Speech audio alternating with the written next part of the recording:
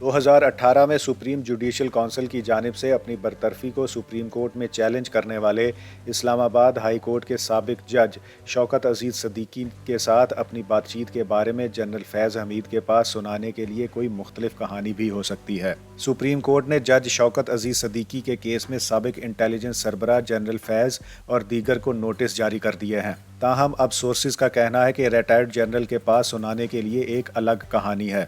Source کا دعویٰ ہے کہ اس نے اس موضوع پر جنرل فیض سے بات کی تھی۔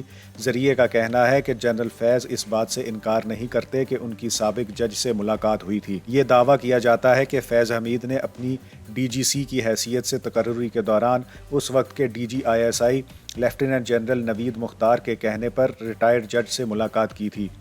ذریعے کے مطابق بات چیت کا موضوع آب پارہ اسلام آباد میں آئی ایس آئی ہیڈ کوارٹر کے سامنے سڑک کھولنے کے حوالے سے جسٹس صدیقی کا حکم تھا۔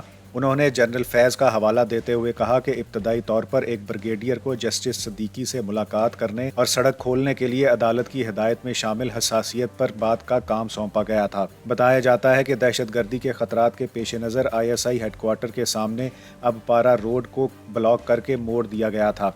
کہا جاتا ہے کہ آئی ایس آئی کے بریگیڈیئر سے کہا گیا تھا کہ وہ اسلام آباد ہائی کورٹ کے جج کو معاملے کی حساسیت سے آگاہ کریں اور ان سے فیصلے پر نظر ثانی کے لیے کہیں۔ کہا جاتا ہے کہ دونوں کے درمیان ملاقات اچھی نہیں رہی۔ بعد میں یہ بھی کہا جاتا ہے کہ اس وقت کے ڈی جی سی میجر جنرل فیض حمید اسی بریگیڈیئر کے ساتھ اسلام آباد ہائی کورٹ کے جسٹس سے ملاقات کے لیے گئے۔ کہا جاتا ہے کہ یہ ملاقات ڈی جی آئی ایس آئی کی اشیرباد سے ہوئی تھی۔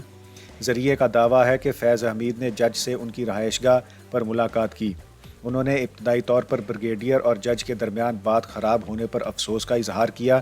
دعویٰ کیا جاتا ہے کہ آئی ایس آئی کے ڈی جی سی نے سڑک کے مسئلے کے حوالے سے آئی ایس آئی کی درخواست پر دباؤ ڈالا تھا، لیکن اسلام آباد ہائی کورٹ کے جج نے اس سے اتفاق نہیں کیا۔ راولپنڈی بار ایسوسی ایشن میں خطاب کے بعد سپریم جوڈیشل کونسل نے جسٹس صدیقی کو ان کے عہدے سے برطرف کر دیا تھا۔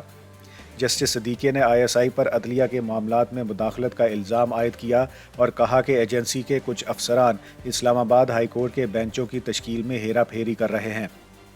انہوں نے عدلیہ پر ملک میں جمہوری اقدار کو پامال کرنے کا الزام بھی عائد کیا تھا۔ جسٹس صدیقی نے یہ الزام بھی لگایا کہ جنرل فیض حمید چاہتے تھے کہ نواز شریف اور مریم نواز 2018 کے انتخابات کے سیاسی جوڑ توڑ کے لیے جیل میں رہیں۔ جسٹس صدیقی کو 11 اکتوبر 2018 کو عہدے سے برطرف کر دیا گیا تھا۔